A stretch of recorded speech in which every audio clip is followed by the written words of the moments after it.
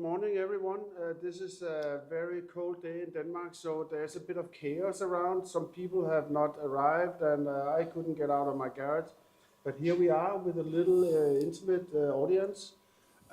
We have today session number 3 in our workshop, and today we are going to talk about pipeline, roles on set, how do they actually use mocap for telling creative stories. And it's not all about mocap, but it's kind of a broad perspective we are looking for.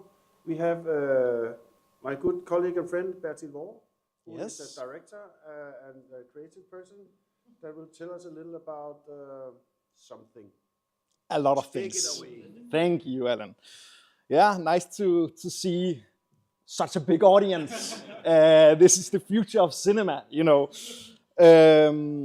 I think I met most of you in our little meet and greet session, but my name is Bertil. I'm a film director, and for the next hour, I will be talking a bit about conventional filmmaking to virtual production, be breaking down a workflow of how to record motion capture and work with this in filmmaking. So this is a little agenda for today. I will start with a little introduction, talk a bit more about me.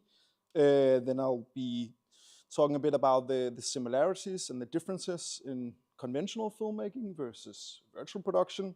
And I will be going through a case study, a film called The Otter, that uses a lot of this technology.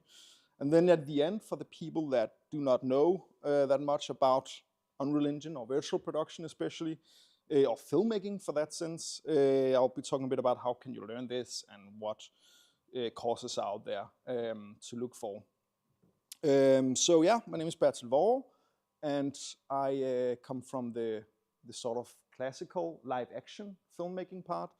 I am a commercial director, and for the last 6 years I have been directing commercials in Scandinavia and also in Germany and the UK.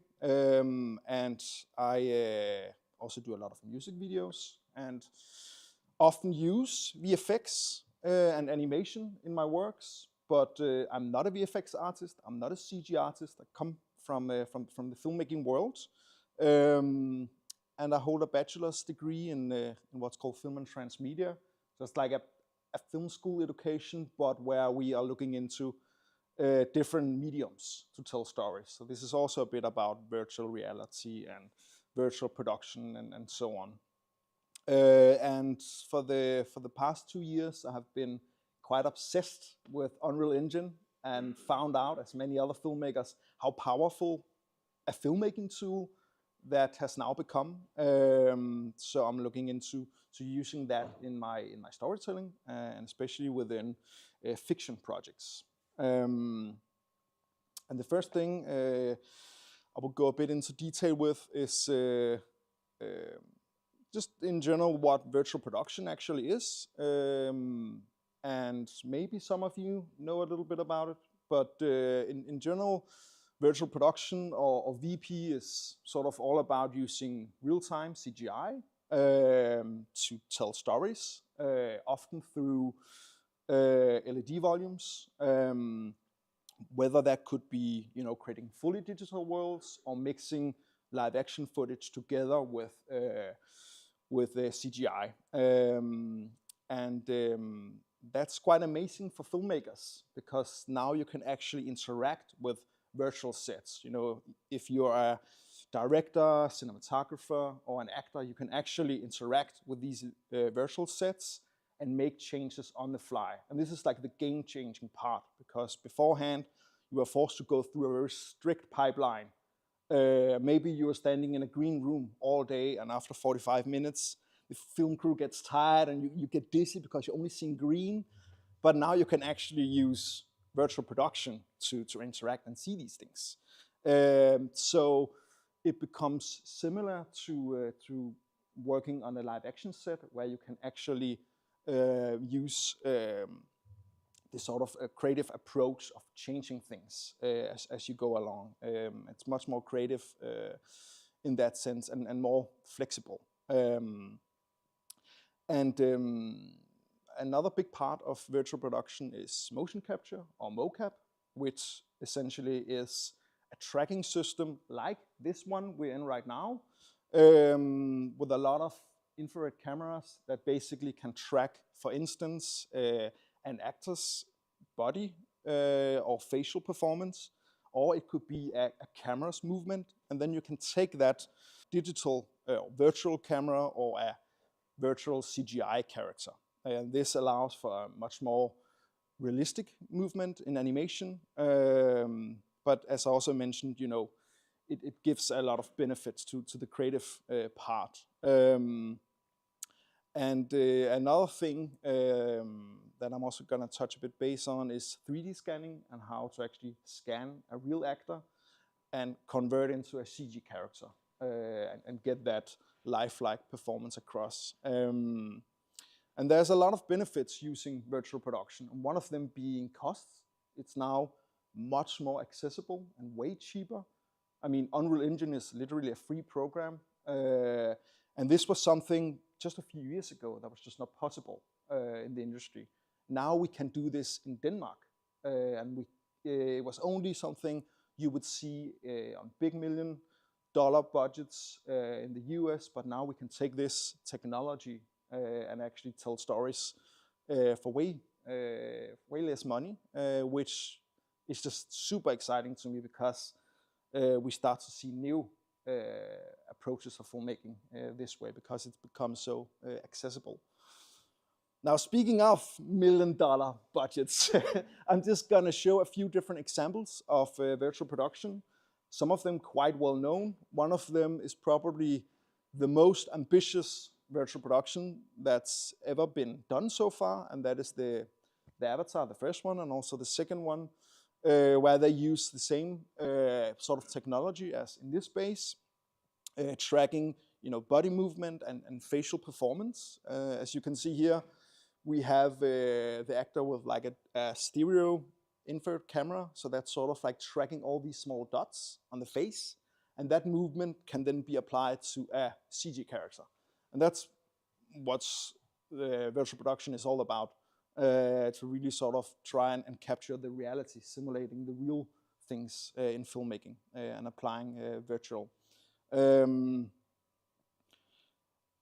I don't think I have been to a virtual production talk without somebody mentioning Mandalorian, so I thought I would do the same, but I am actually so tired of this example because we all know it. I guess it's simply because it was one of the first major productions that got recognized using virtual production. And even though they actually ended up replacing pretty much the background in every single shot, they still managed to get realistic lighting on the protagonist that's wearing this silver reflective armor. Imagine being in a green screen studio. It would just not be possible to do this. You would have to do full CG, or imagine painting out like green reflections. Like, it's just not possible. And you can now do that with virtual production. And the other part is it's so much more nice for the cast and for the crew to see what's going on and interact with it and work with it. Another, for me, a bit more interesting example is how the DOP, Greg Fraser, and his technical team used Unreal Engine to do a tech visualization when they had to shoot the Dune film. This film takes place a lot in the desert, where they have to rely on natural sunlight, and that is actually extremely difficult to plan. And what you can do with Unreal Engine, they did a replica of the locations, and then there's this function where you can insert the location, the time and date, and Unreal will simulate exactly how the sun would be moving at that day, at that location, at that specific time. And this way they could plan, okay, the sun is actually shaping our location at this time. We have 45 minutes before we have to move on because then we're losing the sunlight. On this example, they did a virtual digital version of this big flag rig they used to cast shadows. So they could test out, okay, this is how big the flags needs to be in order to cast the right shadows. We have this and that to shoot that scene. And this is so beneficial when planning something complex as this, because you can test out everything with a virtual camera before actually going out there. So you know how to do this. And with filmmaking, when the money's running, you have to be really quick. There's no time to improvise in that sense, or figure out, oh, will this work? You know, it just gotta work. And this technology can also be used on a tiny film production where you can test this out. It doesn't have to be these big Hollywood productions. So that's why I thought it could be interesting to actually show some different examples that are not Hollywood production. This is a commercial I directed 2 years ago for Trykfonden, which is about saving the brain and avoid brain strokes. And it was, a project like this is sort of like for a good cause, so the budget is often quite low. And I knew I wanted this very playful, cartoony universe. I wanted to use virtual production, but we only had one prep day, which is also very little when doing virtual production. So we had to use some of the limitations and turn that into the strengths. So in this case, we avoided having a CG scene that's actually optimized to work in real time. We couldn't afford having a tracked camera as well, so we went with just simple dolly movements and static camera, and then we used pre-rendered backgrounds. We displayed on this LED volume in Film Gear, where they have LED volume set up, and we could still use the Unreal Engine real-time technologies. We could program our lighting to work together with the Unreal lighting, and even though it's some quite simple scenes, we could still, you know, play around with this real-time. And the most, for me as a director, the amazing part is that the whole film crew can see what's going on. You know, I don't have to say, oh yeah, there's gonna be this landscape full of cakes and snails, and people can see it. And for Claes Bang, that was doing playing this the protagonist in this little campaign, you know, he can see what's going on. It's just so much more fun this way. So that was just an example, and I would just like to show the final result. Again, this is all in camera VFX. So this was sort of how we shot it and how it ended up looking. Stræk. Snak. Kilt. Kan du huske ramsen, der gør dig i stand til at redde liv? Stræk. Snegl. Smil. Ikke helt. Stærk. Snak. Smil. Nej. Stræk. Snak. Smil. Hvis du husker de 3 tegn på stroke, kan du redde både din og andres hjerner. Stræk. Snak. Stig. Hej. Hej, Stig. Næsten. Blødning eller blodprop i hjernen. Strike, snak, smil. Tæt på. For når noget ikke er, som det plejer, så kan det være et tegn på et stroke. Stræk. Hænger den ene arm. Snak. Hænger ordene ikke sammen. Smil. Hænger den ene mundvig. Hvis du oplever et af de 3 tegn, skal du straks ringe 1, 2. Og vi prøver igen. Stræk. Sport. Smil. Stræk. Skak. Smil. Stræk. Snak. Smil. Nej. Stræk. Snak. Smil. Hvis du lærer tanken at kende, kan du redde liv. Stræk. Snak. Smil. Ring 1, 1, 2. Thank you.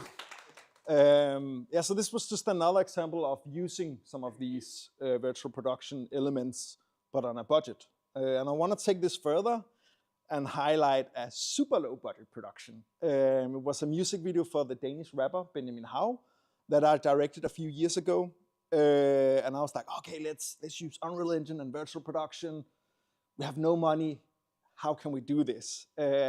So obviously there was no money for an LED volume. So we used a canvas and a projector and used back projection, which we hooked up with Unreal Engine. Again, you know, we used pre-rendered backgrounds, but we could still adjust some of the things in real time. But this allowed us to get the in-camera visual effects. And I just want to show, this was how our very homemade volume, our stage looked like. So that's quite alternative, but I mean, it was working, and it. Back projection? Yeah, that's back projection. Yeah. So that's just another example of using these technologies, but on a super low budget. It doesn't have to be all Avatar Dune.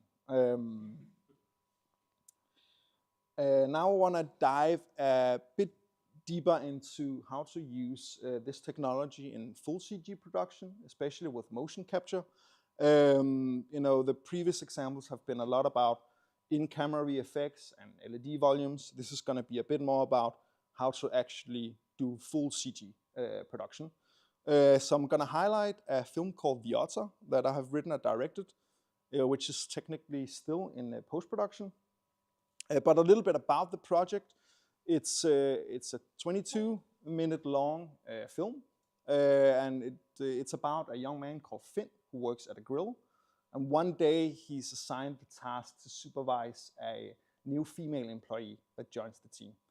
And in order to impress her, he invites her to this virtual reality game called Dolphin Jockey 2000, where you're actually riding on dolphins and balancing. And he's having a bit of a hard time expressing his feelings, and he falls down into this rabbit hole of online toxic bad advice, which leads to this quite chaotic misunderstanding. And it's a film that explores online relationships and dating in the modern tech age, and it's combined with animation and an absurd comedy. And you can see a few screenshots. We shot this a year ago or something, and it's half live action and half CG, all done and rendered in mainly all done in Unreal Engine. And the goal with this project was to do a case study where we tested out all these new technologies. I mean, some of the tools we use are not even a year old. So for us, it was important to make a project on a smaller scale where we could test out the whole pipeline and the workflow, and figure out, can this actually be done on a budget in Denmark? And yes, it can. And we are now taking, this knowledge base we have gathered and moving on to working on a feature film with this technology. Because that is the time now to do these productions in Denmark. And it can even be done on an indie film level budget as well. So yeah, that was sort of like the goal with this. We finished this year. And I just want to talk a bit more about the virtual world in this film. Here are some clips from the film. It's set in Denmark in this retro-futuristic world where people are spending most time online. So it's not that far from the world we live in now. And they are spending time in the metaverse, so in this virtual reality. And they're using this special sensor technology, chest sensor, and also this big crotch sensor to feel and interact with the virtual world. For instance, experience riding a wet and slippery dolphin, which is the first online date that the main cast here is having in this story. And as you can see, some of the animation is still quite rough. This is motion capture that's then been cleaned up and combined with conventional animation. And this is an example of just the first animation pass. There's no like environment or light or cinematography that's done yet. And I would like to show an animated scene from the film that shows this very uncanny valley, weird animation style I'm going for. A big part of the comedy is that contrast between, the real life world and the quirky, strange virtual world. And MetaHumans and Unreal Engine is perfect for that because it's quite easy making something very uncanny. And then it goes into a little behind the scenes montage of how we have used motion capture and virtual camera in our pipeline. Let me show that.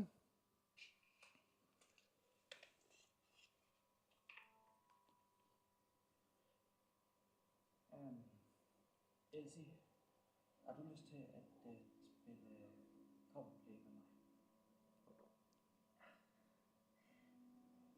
Jeg har lige købt den her nye expansion pack, coverplay plus one for en edition.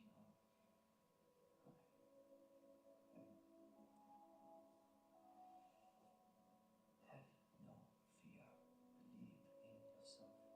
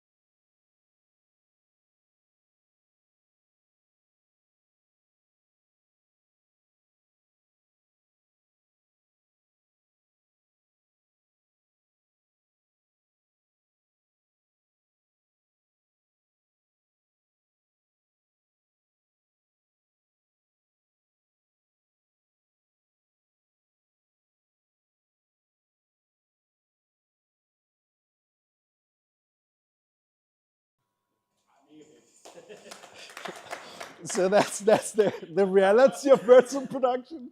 The director, of course, have to experience what he's letting the cast go through here.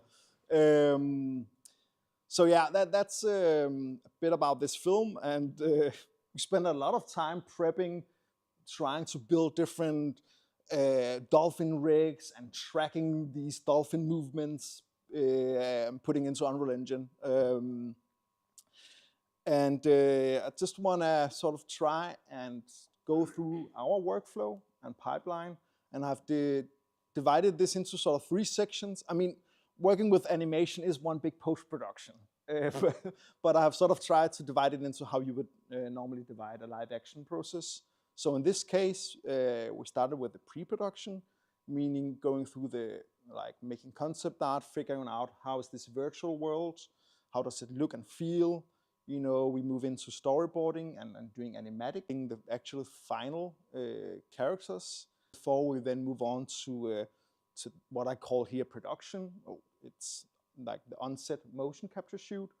Here we spend a lot of time on the technical prep. We test our characters with the motion capture system, figure out, does it work? Do we need to go back, which we had to do, and do some tweaks? And then, of course, we have the shooting days. I'm going to mention a bit about what it means to direct motion capture and work with this, and how we approach virtual camera. And then the post-production, as I call it here, is about selecting the motion capture takes and cleaning up this data, and then move into the final cinematography and lighting. And do like cloth simulation and effects before then moving to the rendering and compositing state. So the pre-production is just one big nightmare in Miro, putting together a lot of mood boards and notes and references. I did a lot of like quick photo bashing to figure out in Photoshop, okay, how do I want this universe to look like? I did some, I'm not that proud to say it, but I did some AI concept art just to quickly flush out some ideas before then moving on to creating actual proper original concept art.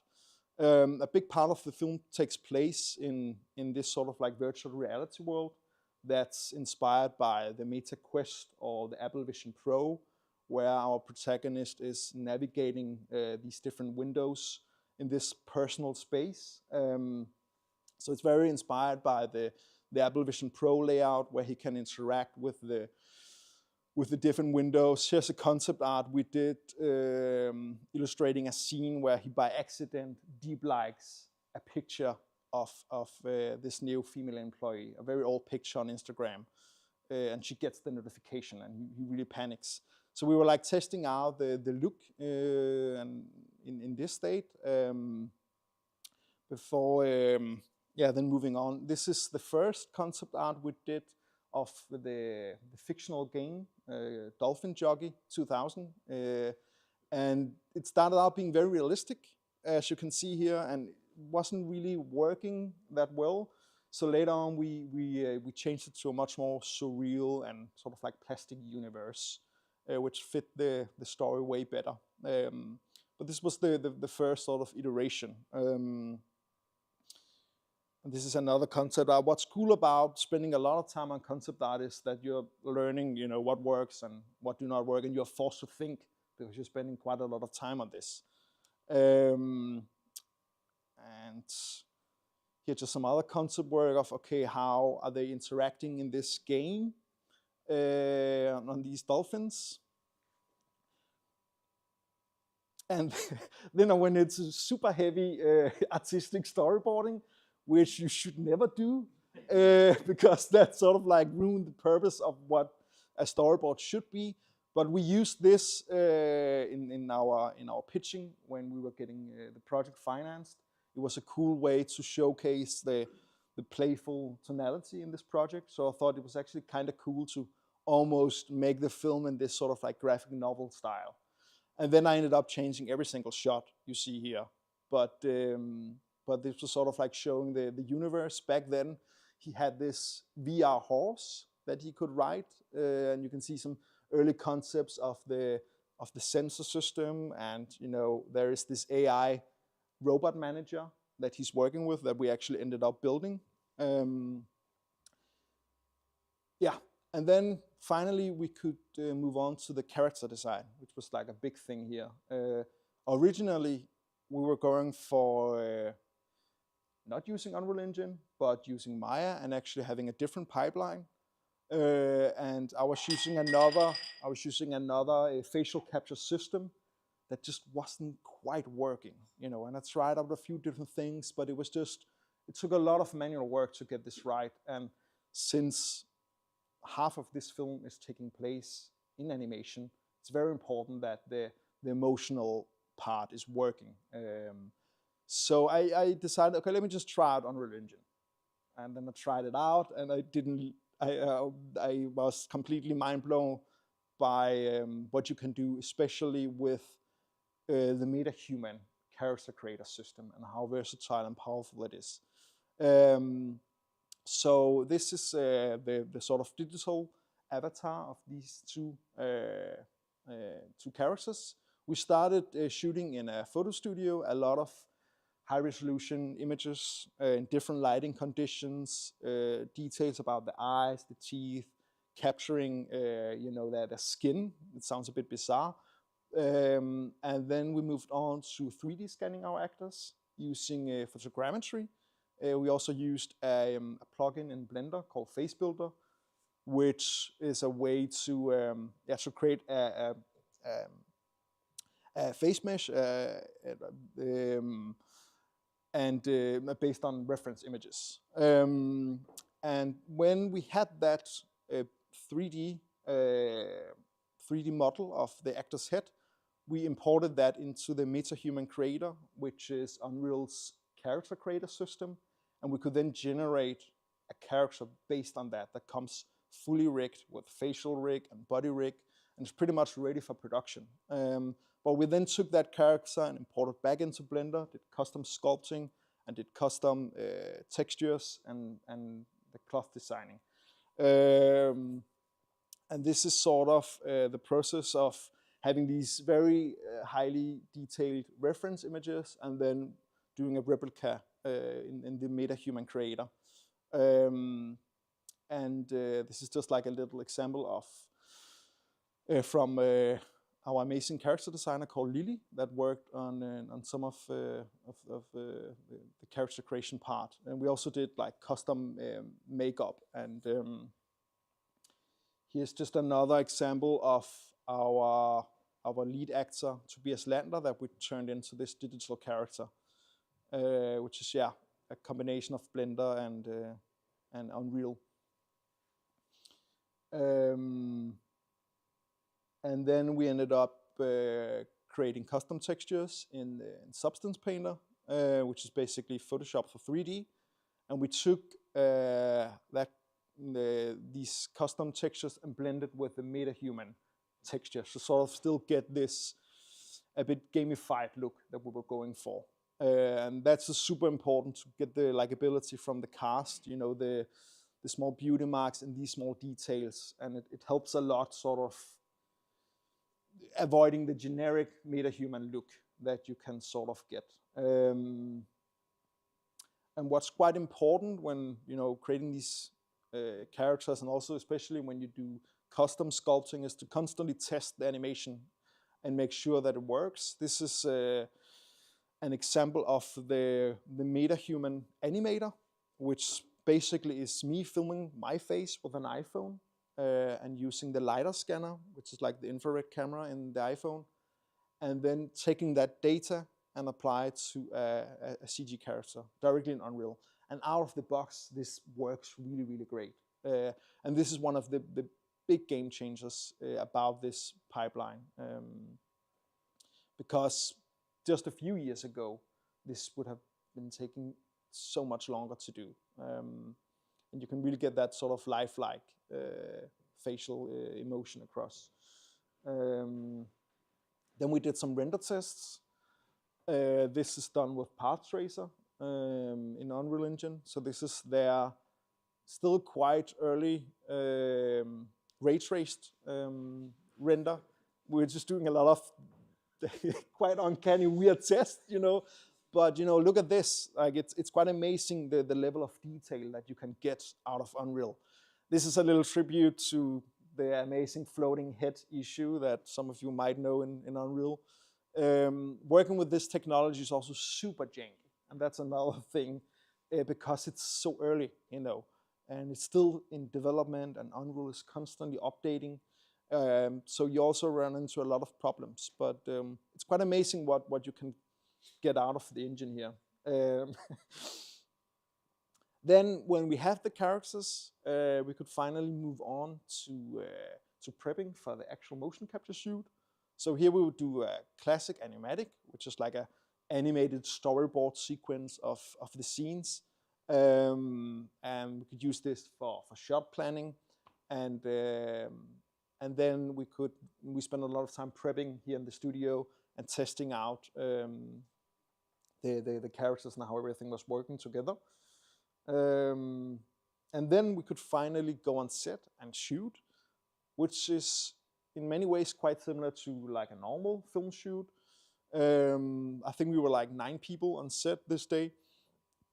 And there was no DOP on the shoot because we were mainly focusing on, you know, getting the body movement. In this case, we had some specific scenes where we used a stunt woman because we needed these sort of like weird flying animations. And quite often you would never actually record the camera movement the same day you record motion capture because there can be a lot. And the flexible, amazing thing about virtual production is you can do this in different steps.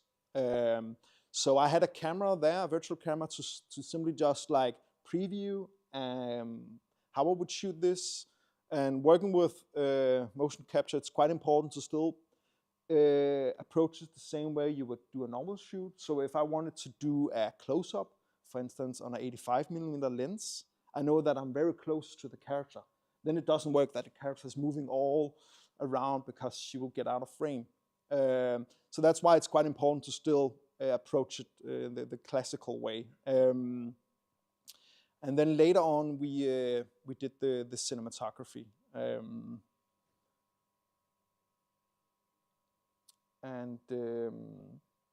Yeah, we worked. What you need to have in mind is like you need room when planning for like technical issues. We had a lot of prep days, so actually there was no issues here. But things like calibration is something that's a new thing. You constantly have to calibrate when working with motion capture. It's not a big deal, but it's just another way of working. And the same goes with suddenly the filmmakers need to be much more involved with technical artists and motion capture operators, which are a different segment that usually would never be on set and never communicate with the rest of the crew, unfortunately. So that's a quite amazing thing about this. Yeah. How come you used a female mocap actress? Well, she's a stunt person. 1 second, will you just repeat the question? Oh yeah. Yeah, you were asking why we used a female actor. In this sense, we were recording specific stunt movements. So we needed to use a professional stunt person.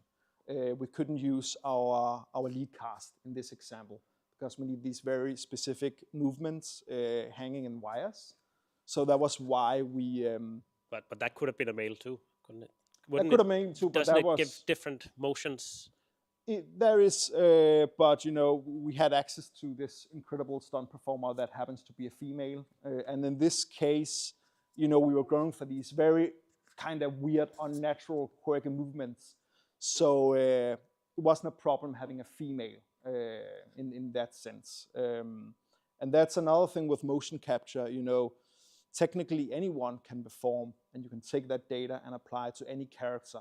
Of course, as you say, you can tell that if a man is moving or a woman is moving, there's a difference there. But in this scenario, it was not a problem. Let's move on here. Then when we finished the shoot and had all the data, then it was a matter of selecting the different takes. And what we did here is we did a mock-up in Unreal Engine to get an idea of, okay, these are the takes, this is how we want it to be. And then we exported that data and imported into Maya and Motion Builder and did the cleanup. And this is quite important to know that, nothing works out of the box with motion capture. You have to spend quite a lot of time cleaning up the data. And for instance, in this scene, they have like actual contact and interaction with each other, and that's also quite difficult to record with motion capture. You can do it, but it requires cleanup afterwards. With this case, we actually, half of it is Rococo animation, which is another technology that's not precise, but sensor-based motion capture. And then the flying, hovering is actually created in this studio. And then in Motion Builder, we merged this together. And as you can see, the facial animation was recorded later. And that's also another thing that's, something you would normally try to avoid. If I'm recording my body speaking, I'm looking in a certain way, and it's super important to get that. But again, we were making this uncanny, weird scenario. So I found it super funny that the character might look a bit like this, but, doing body movement this way. That's like part of this virtual world. And if you've been playing VR, it is janky and it is weird, so we were going for that.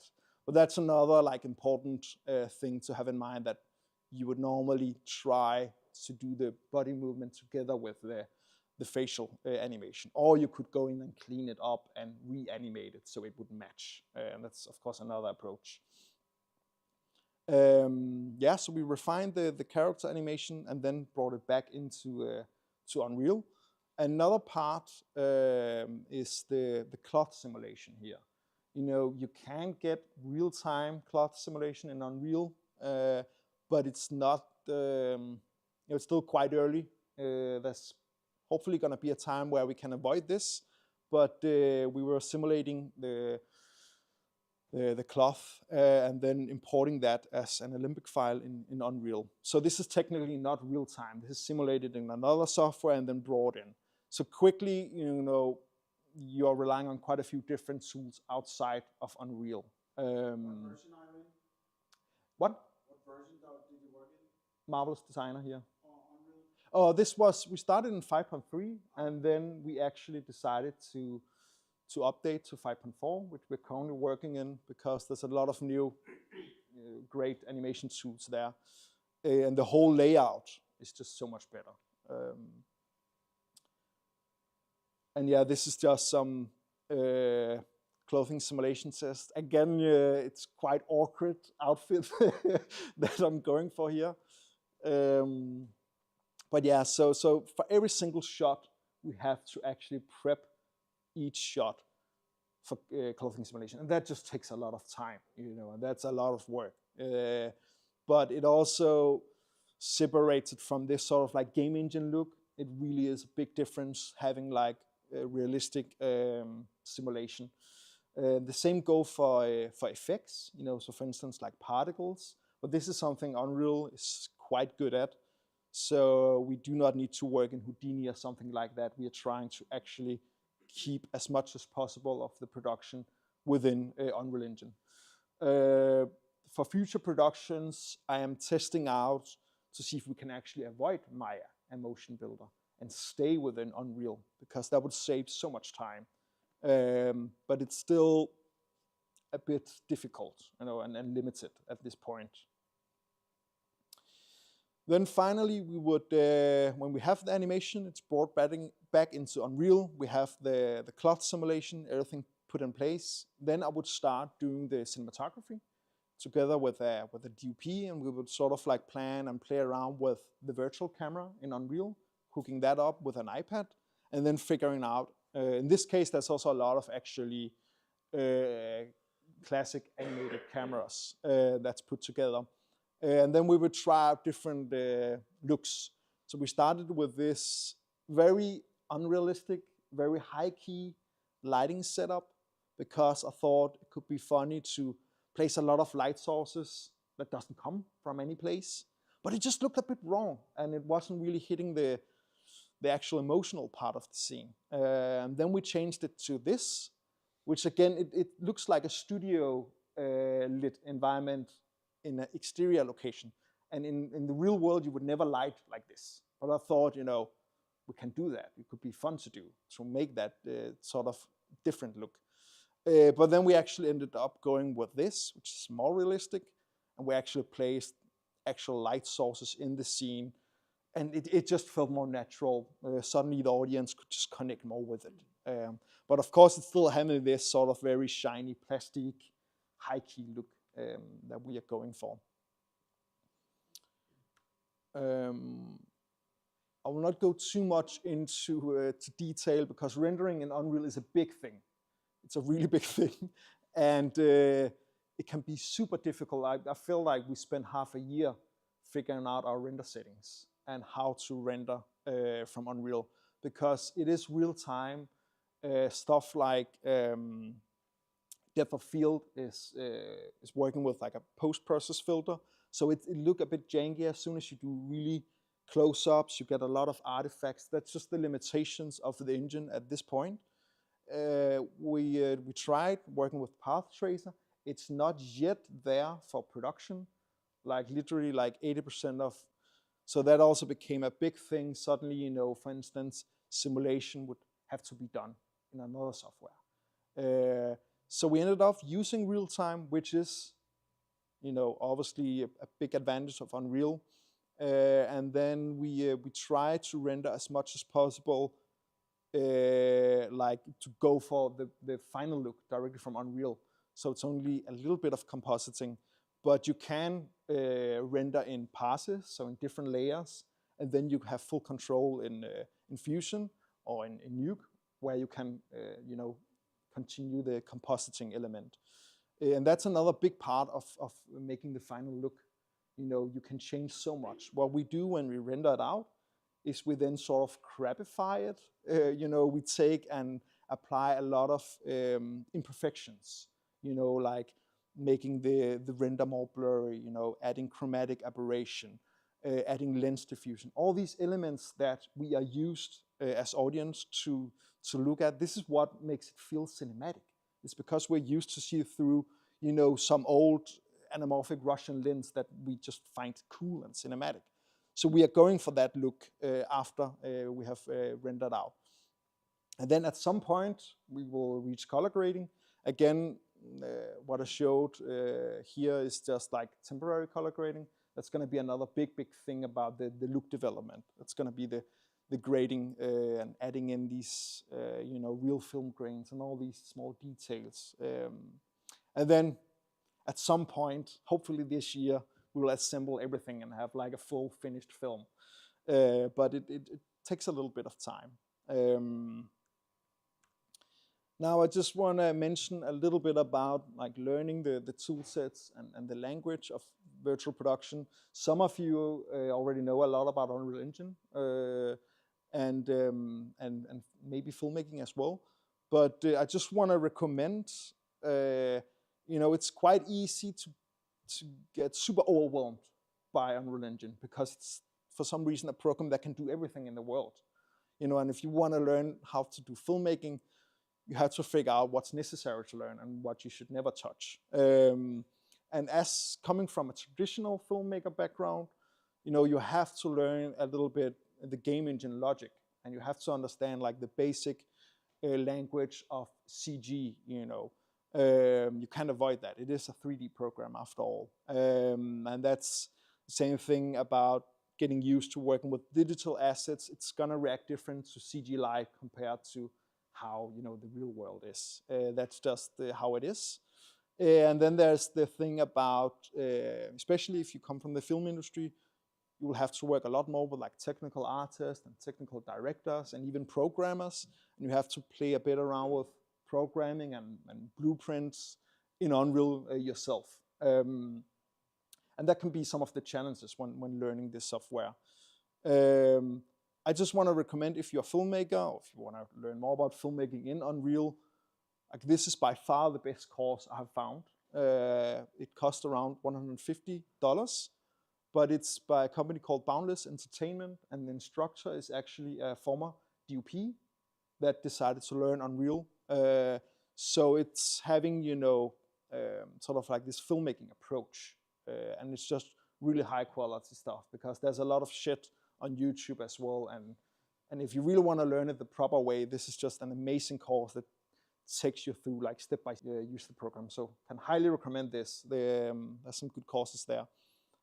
Another one is made by what's called Unreal for VFX. It's a bit more technical. It's a former VFX compositor that used to work in Nuke. So it quite quickly goes into these more advanced workflows. So that might be a bit overwhelming if you have not ever opened a VFX software or a CG software.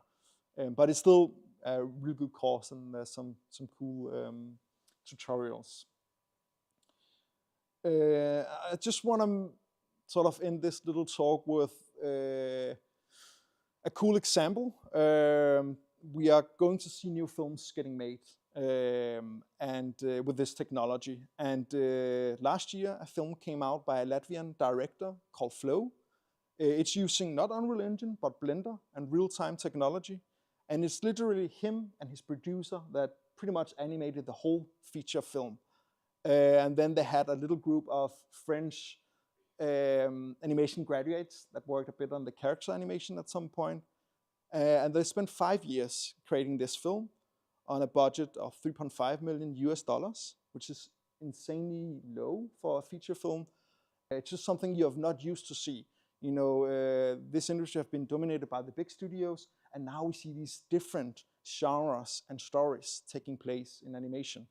And if you compare it to Wall-E from 2008, that was the year that the first iPhone came out. I mean, it was completely different back then. But there was 275 people working on this. And they had a budget of $180 million. And they spent 14 years on this. And they, of course, also did it because they had to build a lot of these tools. It was simply just not, it wasn't, there was no such thing as Unreal Engine as we know it today, or real-time technology with Blender. So it was way more difficult. You can maybe ask, is this a good thing for the animation industry that is becoming cheaper and more accessible? That's another discussion, but we are for sure going to see new stories. And for me, that's just very inspiring. Yeah. So if you wanna, yeah, thank you. If you wanna check out this project I was breaking down, you can visit this little website. And yeah, is there any questions? Yes, I have a question. Oh yeah. Oh, sorry, I didn't see you. Yeah, I just wanted to ask, like, did you also do the MetaHuman project? Did you also do the hair simulation outside of Unreal, or did you do that inside? Well, at some point we're actually doing some custom hair, where we tested out this new plugin for Unreal. Wasn't working. Still had a lot of limitations. But we're actually using real-time hair simulation in Unreal. And you can get some quite good results if you mess around with the settings. So yeah, it's that part is real But time. how did you manage to like render it out? Because if it's like real time and you also want to do all these like steps in the movie render queue, yeah, I mean that's another thing that's quite special with Unreal Engine in general, because everything is running real time. So, for instance, let's say there's an explosion that's happening real time, and you can come across issues like a rock landing in front of your lens, and then you render it out and fuck, But there are ways to bake all this, so it's always the same. And for filmmaking, that's just crucial, because you want often, your graphics card would crash, and you would have to pick up, and then that's possible. So you can bake it down as well. Yeah. Okay. Yeah, my question is also, you talked about like the render issue in Unreal, because I also kind of experienced that rendering is, one click in one box can make a total difference. Yeah. But you have to know where the box is, and Yeah. if you can't find it, it takes forever. So do you think it's an obstruction that you need to render? So meaning in producing a feature film. Yeah. I mean, if you're live in Unreal, I guess it makes it easier. Yeah. But are we there yet? Well, I mean, for instance, a very acclaimed studio called Blur Studio, which are also the guys that created Love, Death and Robots, and now a new Amazon Prime series I think it's called Levels. It's like a bit similar. They're actually having an episode where they used Unreal Engine and where they rendered from Unreal Engine. But, they disabled the depth of field. And what you can do in Unreal is then you render out motion vectors and like a C-depth pass. So you get that information, and then in compositing you add in the blur after, because that's just limitation. We're doing the same with certain shots. If I want a close up of an eye, it's gonna be so distracting with these weird artifacts happening, and I'm forced to simply just add the depth of field in compositing. So there are some limitations, but I would say, the amount of time, I could rent out 2 minutes of animation in one night, and then the next day let me just change everything up, and I can do that again. And that's a game changer. You don't need to invest a lot in hardware. A lot of bigger VFX companies, they have these render farms. That's soon just not really gonna be a thing anymore. So yeah, but it is a struggle, and with Unreal, it's sort of like part of the charm. You have settings everywhere. You have settings on your camera, you have a post-process volume, you have project settings, you have sequencer settings, and you have settings when you render out. And there's a lot of boxes, and you just have to know where to look. You sort of like get used to working like that. So it sounds like we're gonna have a breed of directors that knows about these things, because I don't know many directors that so deeply are, invested in the tech part of that. Yeah. They normally just give it to post and they will fix it. But this will change, I think, when we do these things. Exactly, and as the film I mentioned at the end, The Flow, it's a director and a producer that's doing the whole animation and rendering and everything. Yeah, that's just a different way of filmmaking. Interesting. Yeah. Cool. So I was wondering about the storyboard that you showed. I know parts of it was live action, but I suppose there's a very different workflow when there are so many things that are adaptable and changeable when you're shooting Yeah. or after you've shot. In regards to like a classic filmmaking where you plan a lot of shots and they don't diverge so much from what was planned in the beginning. I don't know if you can Yeah, talk on that. definitely. I mean, that's for me the funny and amazing part about virtual production. It's the fact that you can change. You know, when you're standing on a live action shoot, you would have a storyboard that you did beforehand and figure out, okay, you know, you show up on set, and that's sort of, for me, that's the backup plan. If you're running out of time, you can always follow your little guide and the storyboards. But you want to be able to be creative together with the DOP and play around with the camera, and often you would always find a better framing than what you planned. And that's the same with now working with real time. You don't have to be that strict in what you planned. So you will do your animatic or your storyboard, and then you will try it out, and then you will just play around with the camera and actually change, you know. And for many of the scenes, you know, when I would go back, I was like, oh, why did it do this? You know, and then I would actually change it and just re-render it. And that can be a big pain because it takes a lot of time. But on the other hand, yeah, that's super amazing. So you don't have to be that planned out. Christian, so asset management, when you're dealing with so many different pieces of software, assets here, Olympics, sequences, blah, blah, blah. Do you use asset management, like a software that controls and tells people I where really you are? should. Yeah. You know, I'm still doing like final version 3, final. And then the final one is called version 1. I'm not that good with that, but I use Git, which is a version control system. And that is like, that's another thing when you're working with Unreal Engine, suddenly your project will simply just be destroyed for some reason, or it will crash, or you can't open it.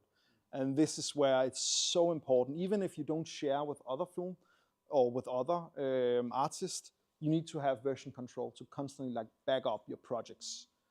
So we used something called Anchor Point, just like a Git client I'm trying out that's sort of made to be a bit more simple for more visual artists. Yeah. No. Yeah, because it's for us, you know, I'm also working with a remote artist on the project, so it's important that, you know, they can sit on their machine and download the project and work with it. Can you elaborate a little bit on what was your team on a show like this? How big and what were the roles? How many different types of people? So for the live action part, I think we were like 15 people, like on set or something like that, you know. So and I was asking for a lot of favors, you know, because I direct commercials. I'm lucky to have a big network of filmmakers where I could ask, you know, do you want to do this because it's completely unpaid? And I was lucky that I had some very talented guys working with me. For the Unreal part, to be honest, I'm doing a big part of it myself. And then, of course, we're working with BrainBar that help out with capturing the data. And then I'm working with, I don't know, 2 environment artists that's helping out.